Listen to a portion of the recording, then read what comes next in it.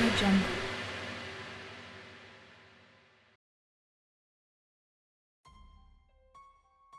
السلام علیکم پیارے دوستو، زلفی نالج لینڈ ورلڈ میں خوش آمدید۔ غازی ناول آخری کام جو اپنے رازوں اور ساتھیوں کی حفاظت کے لیے کیا گیا تھا وہ ہماری ایک ایک داڑھ نکال کر اس کی جگہ سخت پلاسٹک کی داڑھ لگا دی گئی تھی کہ جب تشدد برداشت کرنے کی سکت نہ رہ جائے تو داڑھ کو نکال کر چبا جاؤں۔ داڑھ میں سائنائڈ بھرا ہوا تھا۔ دشمن کو راز بتا کے غدار کہلانے سے بہتر ہے کہ موت کو گلے لگا کے شہید ہو جاؤں تاکہ آئندہ نسلیں تم پر فخر کر سکیں۔ یہ تھی ہماری تربیت اور جذبہ جس کے تحت ہمیں اپنے مشن کی تکمیل کے لیے تیار کیا گیا تھا۔ ہم جسمانی اور ذہنی طور پر اپنے مشن پر جانے کے لیے بالکل تیار تھے۔ سکوت ڈھاکہ کے بعد بھارت اپنی 80% سے زیادہ فوج مغربی پاکستان کے بارڈر پر لے آیا تھا۔ انٹیلیجنس رپورٹ سے معلوم ہوا تھا کہ سابقہ مشرقی پاکستان کے بعد بھارت پاکستان کے اس مشکل دور سے فائدہ اٹھا کر مغربی پاکستان کو بھی نگل جانا چاہتا ہے۔ بھارت کو اپنی افواج سے زیادہ اس وقت کے روس سے کیے گئے دفاعی معاہدے پر بہت غرور اور بھروسہ تھا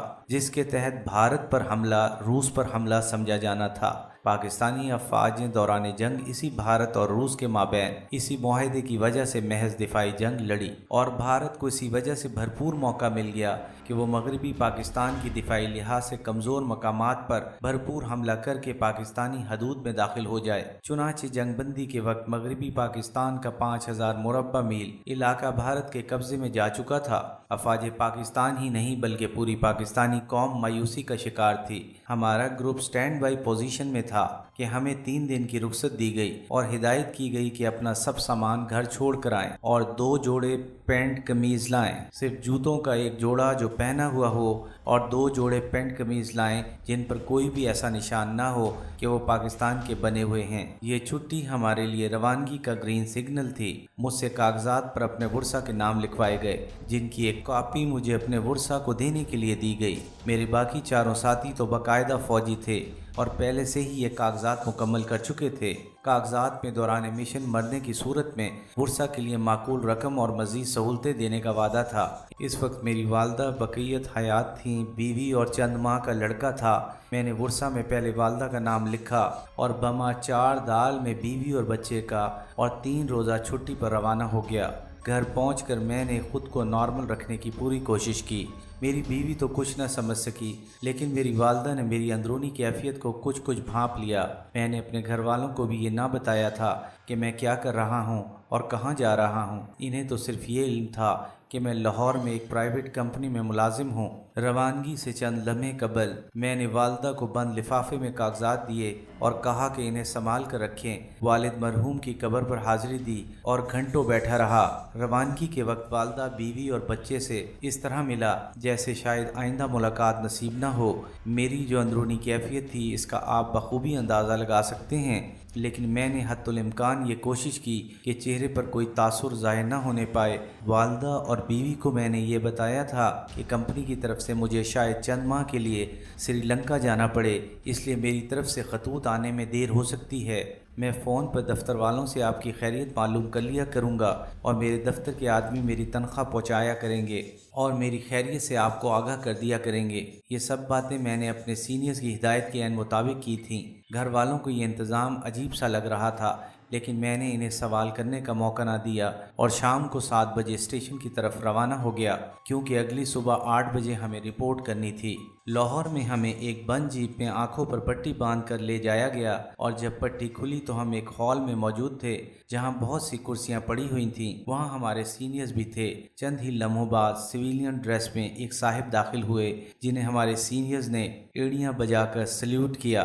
ان صاحب نے فردن ہم سب سے مصافحہ کیا، ٹریننگ کی کامیاب تکمیل پر مبارکباد دی اور کہا کہ آپ 5 افراد جس مشن پر جا رہے ہیں اس کی کامیاب تکمیل سے پاکستان کو بہت مدد ملے گی، اس لیے روح کی گہرائیوں سے اپنے مشن کو پائے تکمیل تک پہنچانا اور اس دوران اگر غداری کی زندگی اور شہادت میں سے کسی کو چننا پڑے تو شہادت کو قبول کرنا، کیونکہ موت تو یقیناً ایک روز آنی ہے۔ ہمارا دشمن اتنا مکار ہے کہ زندہ رکھنے اور عیش و عشرت کے جھوٹے وعدے کر کے راز اگلوا لینا اس کا مذہب ہے، اور سب راز جاننے کے بعد وہ تمہیں چھوڑے گا نہیں بلکہ اذیت ناک موت سے ہمکنار کرے گا۔ ایک واقعہ جو انہوں نے بیان بیان کیا میں انتہائی مختصر الفاظ میں بیان کروں گا۔ سلطان ٹیپو شہید کے ساتھ غداری کرنے والے میر صادق کو انگریزوں نے جاگیر اور 7ویں پشت تک وظیفے سے نوازا تھا۔ وظیفے کی ادائیگی سرنگا پٹم کے خزانے سے ہوتی تھی۔ انگریز تو صرف حکومت میں اعلی افسر ہوتے تھے، دیگر امور حکومت کے لیے ہندوستانی ملازم ہی ہوتے تھے۔ برسبیل تذکرہ یہ حقیقت کتنی عجیب اور افسوسناک ہے کہ 1857 میں جنگ آزادی سے لے کر 1947 میں آزادی ملنے تک پورے بر صغیر میں انگریز سول ملازمین کی تعداد کبھی بھی 2500 سے زیادہ نہ رہی، اور یہ 2500 انگریز اپنے ہندوستانی ملازموں کے بل بوتے پر، جن میں 80% ہندو ہوتے تھے، پورے بر صغیر پر دھڑلے سے حکومت کرتے رہے۔ یہ ایک تاریخی حقیقت ہے کہ میر صادق کے ورثا کو وظیفے کی ادائیگی کے لیے جب پکار پڑتی تھی تو چپڑاسی بالکل آج کل کی عدالتوں میں رائج طریقے کے مطابق اونچی آواز میں پکارتا تھا کہ میر صادق غدار کے ورثا حاضر ہوں۔ جیسے شہید ہمیشہ زندہ رہتا ہے، ویسے ہی غدار کی غداری اس کے مرنے سے ختم نہیں ہو جاتی، بلکہ یہ پشت در پشت اس کی اولاد کو یاد کراتی رہتی ہے کہ تمہارے اجداد میں غدار تھا۔ انہوں نے ایک مثال دی کہ بہادر شاہ ظفر کا سسر حکیم احسن، جس نے بہادر شاہ کو گرفتار کروایا تھا، اس کی اولاد تقسیم ہند کے بعد نقل مکانی کر کے کراچی آ گئی ہے اور سرکاری ملازمت اور تجارت میں مصروف ہے، لیکن وہ لوگ اپنے جد امجد حکیم احسن کا نام نہیں لیتے، اور اگر کسی کو اس کا علم ہو تو اسے نہایت عاجزی سے کہتے ہیں کہ اس بات کی تشہیر نہ کریں۔ اس مختصر سی تقریر یا نصیحت کے بعد وہ ہم پانچوں سے بغل گیر ہوئے اور کمرے سے باہر چلے گئے۔ ان کے جانے کے بعد ہم سب کی جسمانی اور ساتھ لائے ہوئے ایک ایک جوڑے کی بھرپور تلاشی لی گئی۔ سگریٹ، ماچس، بٹوے سب لے لیے گئے اور بھارتی سگریٹ، ماچس اور بٹوے دے دیے گئے۔ ہمارے ایئر بیگ لے کر ایسے ایئر بیگ دیے گئے جن پر میڈ ان انڈیا لکھا ہوا تھا۔ ہماری نقلی داڑھیں 2 ڈاکٹروں نے پنوں کے ساتھ لگائیں۔ ان کے ساتھ کچھ ایسا کیمیکل بھی لگا ہوا تھا جس سے وہ نہایت مضبوطی سے چپک گئیں۔ ہم سب کو 5-5 ہزار کی بھارتی کرنسی دی گئی اور مجھے ایک کاغذ دیا گیا جس پر دلی، آگرہ اور بمبئی کے کچھ پتے درج تھے۔ کوڈ ورڈ بھی لکھا ہوا تھا۔ یہ ان بھارتی ہمدردوں کے پتے تھے جن سے رابطہ کرنے پر مجھے روپے اور دیگر مطلوبہ اشیاء مل سکتی تھیں۔ مجھے یہ ایڈریس اور نام یاد کرنے تھے۔ جس مشن پر ہم جا رہے تھے اس میں ایک نہیں بلکہ درجنوں کام تھے۔ اس کے علاوہ کوئی بھی اہم نوعیت کی معلومات اور وہاں کے حالات کو دیکھتے ہوئے جو کام بھی ملک کی بھلائی کے لیے مناسب نظر آئے کرنے کی اجازت دی گئی تھی۔ یعنی ہمارا کوئی ایک مخصوص مشن نہ تھا، بلکہ ہمیں دشمن کے متعلق ہر قسم کی معلومات حاصل کرنا تھی اور موقع ملنے پر اسے زج کرنا تھا۔ مزید برآں مجھے ایک خصوصی مشن دیا گیا تھا اور وہ تھا انڈین آرمی ہیڈ کوارٹر دلی میں چیف آف انڈین آرمی کے دفتر کے کسی ملازم کو پلانٹ کرنا۔ ان دنوں فوٹو کاپی مشینیں نہیں تھیں، اس لیے جو کچھ بھی ٹائپ کیا جاتا تھا کاربن پیپر سے اس کی کاپیاں بنائی جاتی تھیں۔ کاربن کو اگر 1 یا 2 بار استعمال کیا جائے تو اس پر ٹائپ کی گئی عبارت بخوبی پڑھی جا سکتی ہے۔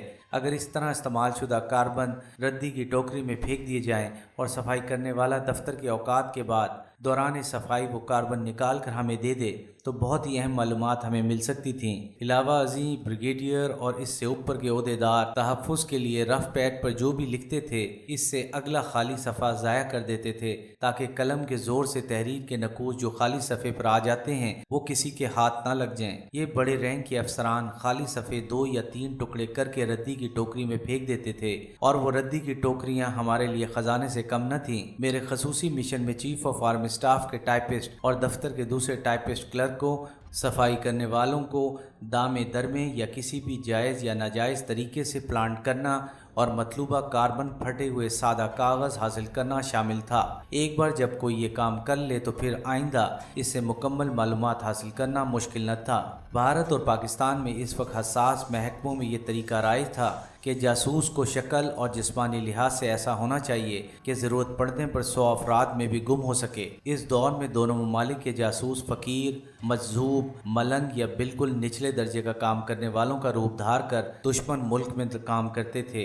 پاکستان اور بھارت کے حساس محکموں کے افسران کی تربیت اسکاٹ لینڈ یارڈ میں اور اکثر ایک ہی وقت میں ہوتی تھی۔ نتیجتاً دونوں ممالک کے افسران ایک ہی طرز کی تربیت دیتے تھے۔ یہ بالکل اسی طرح ہے جیسے آج کل امریکہ پاکستان اور بھارت دونوں کی افواج کے ساتھ جنگی مشقیں کرتا ہے اور اس کا اندرونی مقصد ہماری افواج کی صلاحیت جاننا ہوتا ہے۔ پاکستانی افواج کے متعلق اہم معلومات اسرائیل کو دی جاتی تھی جو بالواسطہ بھارت کو پہنچ جاتی ہے۔ 3 دہائی پہلے تک یہ انتہائی حساس فریضہ پاکستانی سول افسر انجام دیتے تھے۔ بعد میں یہ کام پاکستانی سیاستدانوں نے سنبھال لیا، یعنی دشمن کو اپنی خفیہ معلومات مہیا کرنا، ورنہ کسی فوجی نے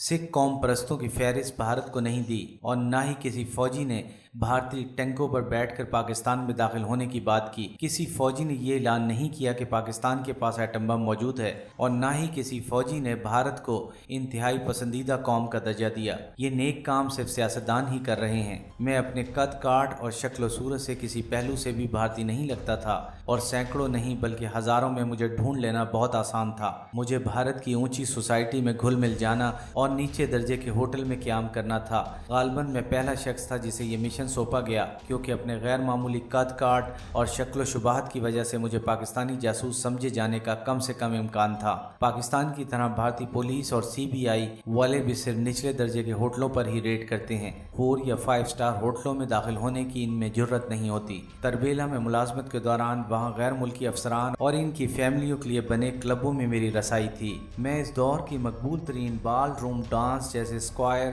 والز اور راک اینڈ رول میں مہارت حاصل کر چکا تھا۔ بھارت میں قیام کے دوران ان خرافات سے مجھے بڑی مدد ملی۔ بھارت میں چوپڑا فیملی بڑی مشہور ہے۔ یہ پنجابی بڑے قد کاٹ والے اور نسبتاً سفید رنگ کے ہیں، اس لیے مجھے ونود چوپڑا کا نام دیا گیا۔ اس فیملی نے کاروبار، صنعت اور فلم انڈسٹری میں خاصا نام کمایا ہے، اور یہ سارے بھارت میں پھیلے ہوئے ہیں۔ اسی طرح میرے دیگر ساتھیوں کو بھی مختلف ہندو نام الاٹ کیے گئے۔ آئندہ سطور میں مشن کے واقعات ایک تسلسل کے ساتھ آ رہے ہیں۔ اس سے پہلے چند سطور میں ایک وضاحت کرنا ضروری سمجھتا ہوں۔ ایک جاسوس کے لیے اپنی زندگی سے زیادہ اہم اپنے مشن کی تکمیل ہے۔ بھارت میں ہندو نام کے ساتھ داخل ہو کر مجھے خالصتاً ایک ہندو کے روپ میں اپنا کام کرنا تھا، اور اس کے لیے مجھے وہ بھی کرنا پڑا جس کی اسلام میں ممانعت ہے۔ مجھے وطن عزیز کی سلامتی کے لیے جو مشن سونپے گئے تھے انہیں ہر قیمت پر مکمل کرنا تھا۔ اس دوران مجھ سے جو غیر شرعی اور غیر اسلامی حرکات ہوئیں ان کے لیے میں صرف اس ذات کے سامنے جواب دہ ہوں جو رحمان اور رحیم ہے۔ ہمیں دوران تربیت والی رہائش گاہ پر لایا گیا۔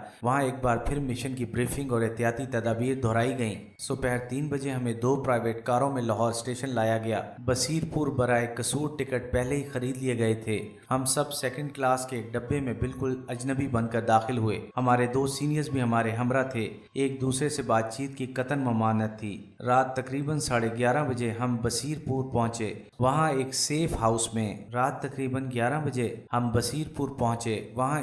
ہاؤس میں ہمارے کھانے اور سونے کا انتظام تھا۔ اس سیف ہاؤس کے ایک حصے میں چیخ و پکار کی آوازیں آتی تھیں۔ سینئرز نے ہمیں بتایا کہ کچھ بھارتی ہیں جو بارڈر کراس کرتے ہوئے پکڑے گئے ہیں، ان کی تفتیش کی جا رہی ہے۔ سیف ہاؤس کے مستقل رہائشی بالکل خاموشی سے ہماری مطلوبہ اشیاء ہمیں پہنچا رہے تھے، اور اگر ہم کوئی سوال کرتے تو محض مسکرا کر خاموش ہو جاتے تھے۔ دوسری صبح 9 بجے ہم نے بصیر پور سے کوچ کیا اور 3 جیپوں میں ہمارا قافلہ روانہ ہوا۔ ہمیں یہ نہیں بتایا گیا تھا کہ ہمیں کہاں لے جایا جا رہا ہے۔ سفر مسلسل جاری رہا۔ یہ کبھی نہر کی پگڈنڈی پر اور کبھی کچی اور ٹوٹی پھوٹی سڑکوں پر جاری رہا۔ غروب آفتاب کے قریب ہم خیموں کے ایک پڑاؤ میں پہنچے جہاں پاکستانی بارڈر فورس کے جوانوں نے ہمارا خیر مقدم کیا۔ وہاں ہمیں ہمارے سینئرز نے بتایا کہ ہم بہاول نگر میں منڈی صادق گنج کے قریب بارڈر سے صرف 2 کلومیٹر کی دوری پر ہیں۔ وہاں 2 اجنبی دیہاتیوں سے ہمیں ملایا گیا۔ ٹھیک 10 روز بعد دلی میں 11 بجے دن ان میں سے ایک نے مجھے ملنا تھا۔ میٹنگ کا مقام تفصیلاً مجھے سمجھا دیا گیا۔